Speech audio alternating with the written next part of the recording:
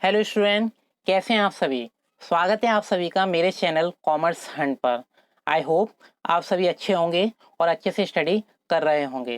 तो जैसा कि आप सभी को पता है, कोविड-19 सिचुएशन चल रही है, जिसकी वजह से जो रेगुलर स्कूल्स हैं वो ओपन नहीं हो पा रहे हैं, जिसकी वजह से स्टूडेंट को बहुत सारी प्रॉब्लम्स हो रही हैं।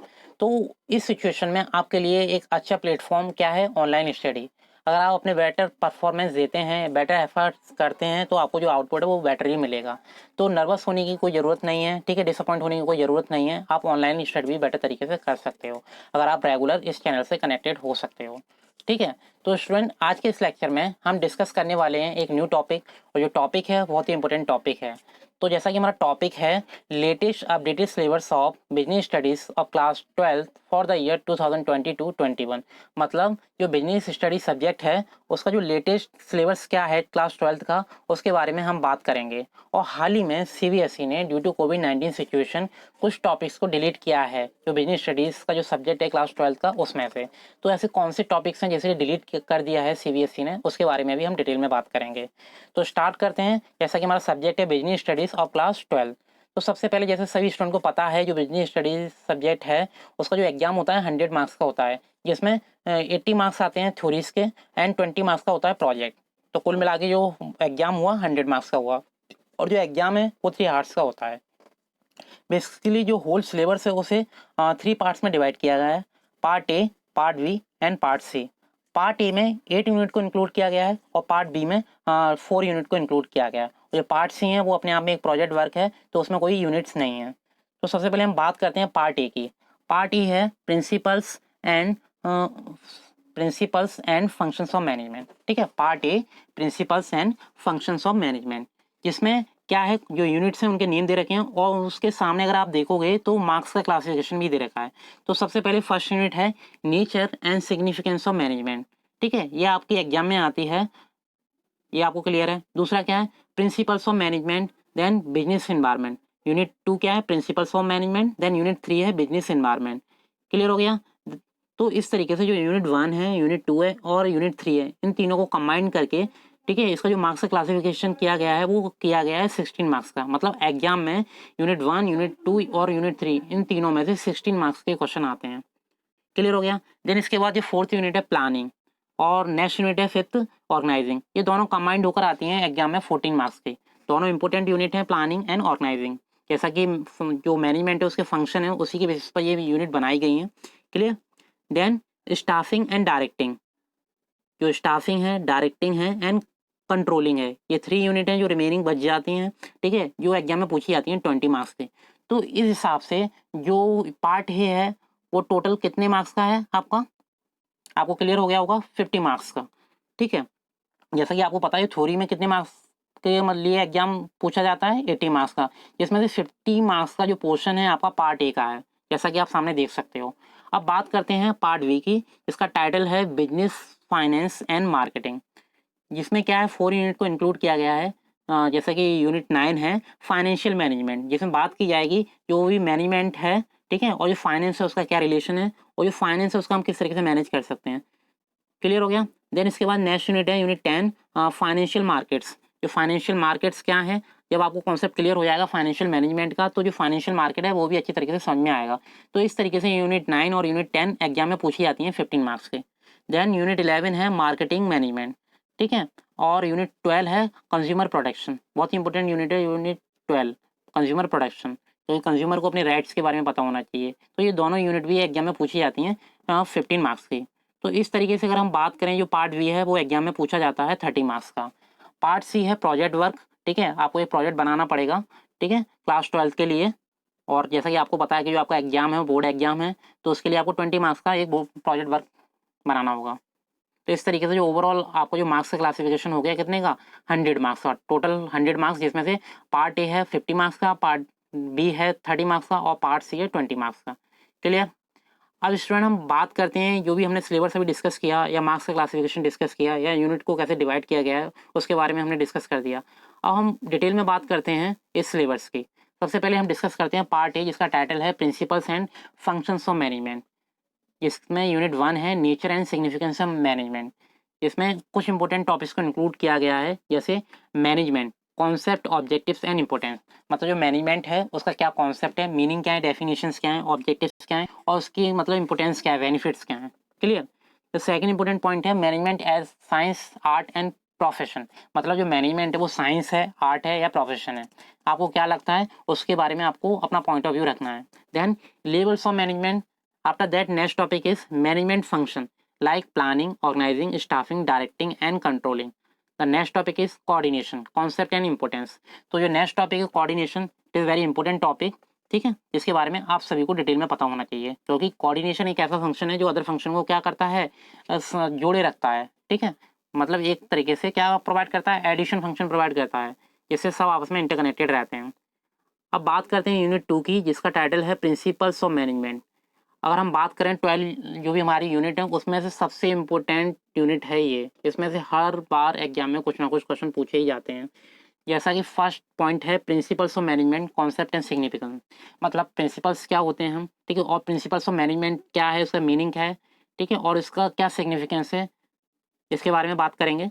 Then Fayol's principle of management and Taylor scientific management principles and techniques, इसमें एक दो स्पेसिफिक ऑथर हैं, फ्यूल और टेलर, हेनरी फ्यूल, ठीक है, और जो टेलर हैं, इन दोनों के प्रिंसिपल्स इस यूनिट में इंक्लूड किए गए हैं। तो दोनों के ही जो प्रिंसिपल्स हैं इंपॉर्टेंट हैं, ठीक है, जैसा कि जो आपने सुना भी होगा 14 प्रिंसिपल ऑफ हेनरी फ्यूल और टेलर के साइंटिफिक मैनेजमेंट के जो प्रिंसिपल्स हैं वो एग्जाम में पूछे जाते हैं।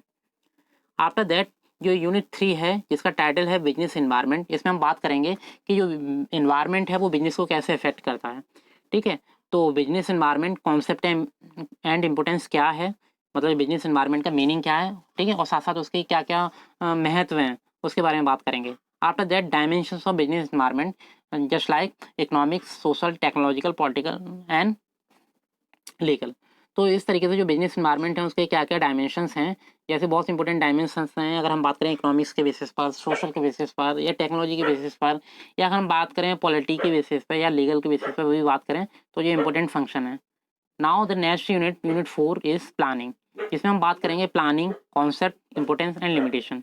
देन प्लानिंग प्रोसेस क्या है इसके बारे में बात करेंगे जब भी हम आपको पढ़ाएंगे।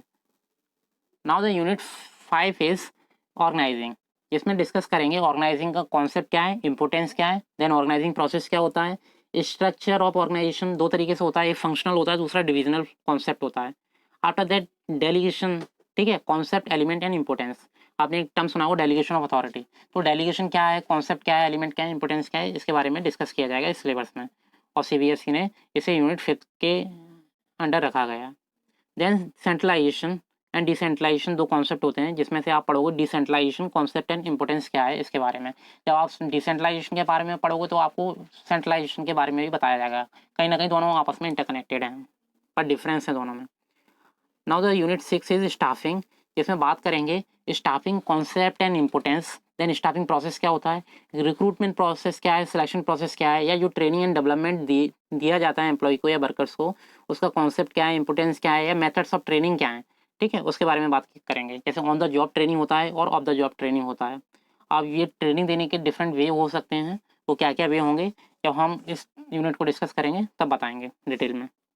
यूनिट 7 है डायरेक्टिंग, यूनिट 7 डायरेक्टिंग है, जिसमें कुछ इंपॉर्टेंट टॉपिक्स को इंक्लूड किया गया है कि डायरेक्टिंग एक ऐसा फंक्शन है जो अदर फंक्शन को डायरेक्शन प्रोवाइड करता है, ठीक है, just like concept and importance of directing, element of directing, then motivation, क्योंकि मोटिवेशन क्या है, एक इन्फोर्स फैक्टर है, मतलब कहीं ना कहीं हमें इन्फोर्स करता है किसी काम को करने के लिए, ठीक है, या हम करें ये कह सकते हैं कि हमें प्रेरित करता है, मोटिवेट करता है।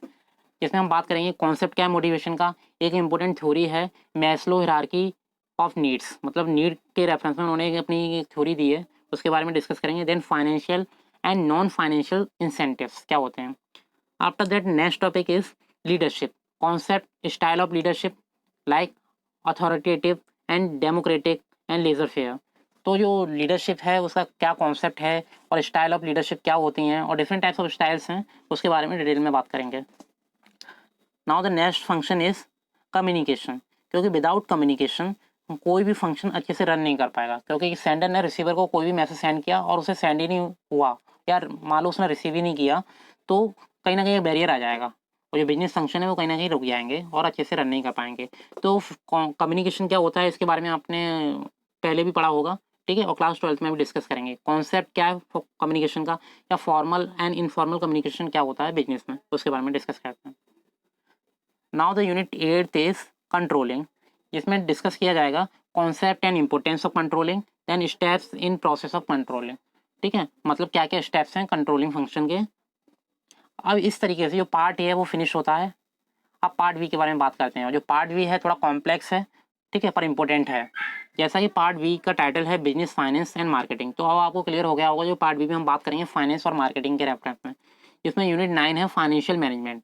तो फाइनेंशियल मैनेजमेंट एक न्यू सब्जेक्ट है, ठीक है, आप हायर एजुकेशन में पढ़ोगे, पर आपको कुछ कॉन्सेप्ट पढ़ाए जाएंगे फाइनेंशियल मैनेजमेंट के बारे में, और आपके लिए एक स्पेसिफिक यूनिट है, कोई ऐसा सब्जेक्ट नहीं है। तो फाइनेंशियल मैनेजमेंट का कॉन्सेप्ट क्या है, रोल क्या है एंड ऑब्जेक्टिव्स क्या है। देन फाइनेंशियल डिसीजन क्या होते हैं, जैसे इन्वेस्टमेंट डिसीजन होते हैं, फाइनेंसिंग डिसीजन होते हैं, एंड डिविडेंड डिसीजन होते हैं। तो इनके सेपरेट मीनिंग देखेंगे और फैक्टर देखेंगे, ऐसे कौन से फैक्टर्स हैं जो अफेक्ट करते हैं डिसीजंस को। आफ्टर दैट फाइनेंस प्लानिंग क्या है, ठीक है, या फाइनेंशियल प्लानिंग क्या है, जिसका कॉन्सेप्ट एंड इंपोर्टेंस के बारे में डिस्कस किया जाएगा। Then next important topic is capital structure, concept and factor affecting capital structure. Then fix and working capital, जो फिक्स कैपिटल क्या है और वर्किंग कैपिटल क्या है, इनका मीनिंग क्या है और कौन कौन से फैक्टर्स हैं जो अफेक्ट करते हैं, और दोनों आपस में डिफरेंट कैसे हैं, ये डिस्कस किया जाएगा। Now unit 10 is financial markets. Financial market का जो टॉपिक है थोड़ा सा कॉम्प्लेक्स है, पर इंपॉर्टेंट है ये भी। जैसे financial market concept, function and types, क्योंकि आपको इसकी प्रैक्टिकल नॉलेज जरूर होनी चाहिए, ठीक है। अगर जब थ्योरेटिकल पढ़ोगे तो कहीं ना कहीं प्रैक्टिकल नॉलेज भी आपको दी जाएगी। Then money market and its instrument, money market क्या है और साथ साथ उसके क्या क्या इंपॉर्टेंट इंस्ट्रूमेंट होते हैं, ठीक है। Then capital market concept, types, primary and secondary, method of flotation in the primary market. तो जो मार्केट हैं दो तरीके से पढ़ोगे, फाइनेंशियल मार्केट और capital market. Then stock exchange, very important topic, ठीक है। आप एज अ बिजनेसमैन, और मान लो आप आफ्टर 12th आप अपना कैरियर बनाना चाहते हो, तो स्टॉक एक्सचेंज आपके लिए एक ऐसा फील्ड है जिसमें आप इन्वेस्टमेंट कर सकते हो और बेटर अर्न कर सकते हो। तो स्टॉक एक्सचेंज क्या है, meaning, function and trading procedure क्या है इसका, कि हम जो शेयर्स हैं उसे कैसे बाय करते हैं, कैसे सेल करते हैं, वो सब बताया जाएगा। After that security and exchange board of India, जिससे हम बोलते हैं सेबी, ठीक है, इसके ऑब्जेक्टिव्स क्या हैं एंड फंक्शंस क्या हैं, इसके बारे में डिटेल में बात करेंगे। और जो सेबी के फंक्शन है उसके बारे में जरूर ध्यान से देखना क्या है, क्योंकि ये बहुत इंपॉर्टेंट एंड प्रैक्टिकल फंक्शन है। देन यूनिट 11 है मार्केटिंग, जिसमें बात की जाएगी what is marketing, concept, function and philosophies, ठीक है, क्या क्या फिलोसफी जो भी फिलोसफी है, जैसे प्रोडक्ट हुआ, प्राइस हुआ, ठीक है, एंड स्टैंडर्ड हुआ। देन मार्केटिंग मिक्स क्या होता है, इसका कॉन्सेप्ट एंड एलिमेंट्स के बारे में बात करेंगे, ठीक है। जैसा कि आपको पता होंगे 4P marketing, product, price, place and promotion, तो ये सब डिस्कस किया जाएगा, ऐसे मार्केटिंग मिक्स होता है। देन प्रोडक्ट, इसमें डिस्कस किए जाएंगे कुछ इंपॉर्टेंट टॉपिक, जैसे ब्रांडिंग क्या है, लेबलिंग क्या है, या पैकेजिंग क्या है, इन सब के कॉन्सेप्ट क्या है, ठीक है। देन प्राइस, प्राइस में हम बात करेंगे concept, factors and determining pricing. Then physical distribution में बात करेंगे इसके क्या कॉन्सेप्ट हैं। देन प्रमोशन, क्योंकि आपको पता है जब आप बिजनेस स्टार्ट करोगे उसकी मार्केटिंग भी करोगे, पर है ना, जब तक आप उसका एडवर्टीजमेंट नहीं करोगे या प्रमोशन नहीं करोगे तो आपका प्रोडक्ट मार्केट में अच्छे से सेल नहीं होगा, क्योंकि पब्लिक अवेयर नहीं हो पाएगी, ठीक है। तो प्रमोशन के अंडर हम डिस्कस करेंगे concept and elements. Then advertising, personal selling क्या होता है, सेल्स प्रमोशन क्या होता है, या पब्लिक रिलेशन, ये चारों टर्म्स कैसे डिफरेंट एक दूसरे से, ये डिस्कस करते हैं। आफ्टर दैट यूनिट 12 है कंज्यूमर प्रोडक्शन, क्योंकि हर कंज्यूमर को पता होना चाहिए अपने राइट्स। तो कंज्यूमर प्रोडक्शन क्या है, उसका कॉन्सेप्ट क्या है, कंज्यूमर प्रोडक्शन एक्ट 1986 डिटेल में बताएंगे क्या है। Then meaning of consumer rights and responsibilities of consumer who can file a complaint. मान लो अगर कोई भी कंज्यूमर जो मतलब किसी स्पेसिफिक प्रोडक्ट से रिलेटेड कह सकते हैं सेटिस्फाई नहीं है और उसे कोई मतलब कंप्लेन करनी है, तो कैसे कर सकता है, उसका एक स्पेसिफिक प्रोसीजर है, वो डिस्कस किया जाएगा। देन रिड्रेसल मशीनरीज क्या है, मतलब ऐसी कौन सी एजेंसी हैं जो इस प्रॉब्लम को सॉल्व करेंगे। देन रेमेडीज अवेलेबल, और ऐसे क्या क्या अवेलेबल सॉल्यूशंस हैं, ठीक है, इस कंप्लेंट्स के अगेन, तो वो भी बताए जाएंगे। नाउ जो जैसे पार्ट सी था हमारा प्रोजेक्ट वर्क, जिसे नाम दे दिया यूनिट 13 प्रोजेक्ट वर्क। तो जो भी प्रोजेक्ट वर्क क्या है, मतलब जो प्रोजेक्ट जब आप बनाओगे, तो जो प्रोजेक्ट बनाओगे as per the guideline of CBSE, ठीक है, सीबीएसई की क्या गाइडलाइन है उसके अकॉर्डिंग जो प्रोजेक्ट है वो बनाया जाएगा। और जब भी प्रोजेक्ट बनाया जाएगा उससे पहले हम आपको एक लेक्चर प्रोवाइड करेंगे, ठीक है, जिसमें आप डिटेल में हम बताएंगे कि आपको प्रोजेक्ट कैसे बनाना है या कौन कौन से डायमेंशन इंक्लूड करना है, कौन कौन से पॉइंट्स हैं जिसे आपको उस प्रोजेक्ट में लेना है। क्लियर।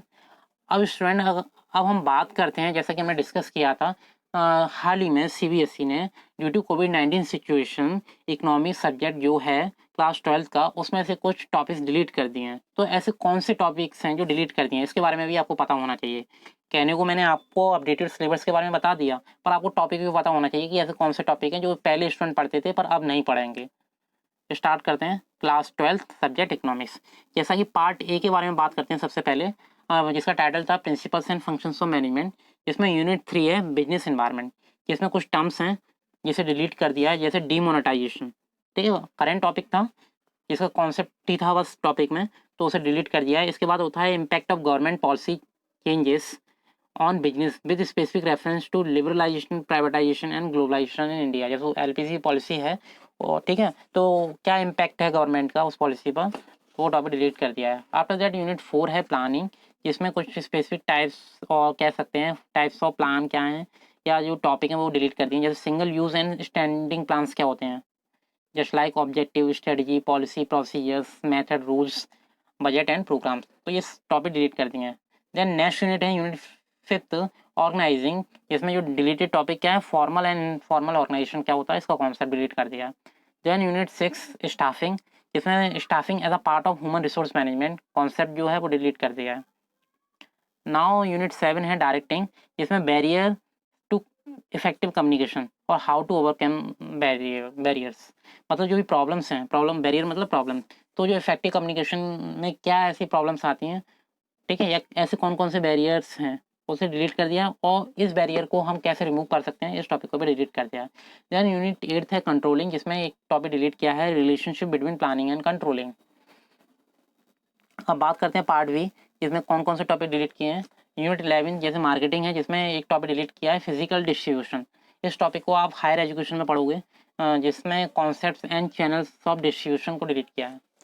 यूनिट 12 है कंज्यूमर प्रोडक्शन, इसमें कंज्यूमर प्रोडक्शन की क्या इंपॉर्टेंस है इसे डिलीट कर दिया है। Then consumer awareness, role of consumer organisation and non government organisation जिसे हम बोलते हैं एनजीओस, इस टॉपिक को भी डिलीट कर दिया है। तो स्टूडेंट, जैसा कि हमने आपको स्टार्टिंग में बताया था कि जो आज का हमारा टाइटल है और टॉपिक है current updated syllabus of economic subject of class 12 for the year 2020-21, इसके बारे में डिटेल में डिस्कस करेंगे। तो हमने आपको डिटेल में डिस्कस कर दिया।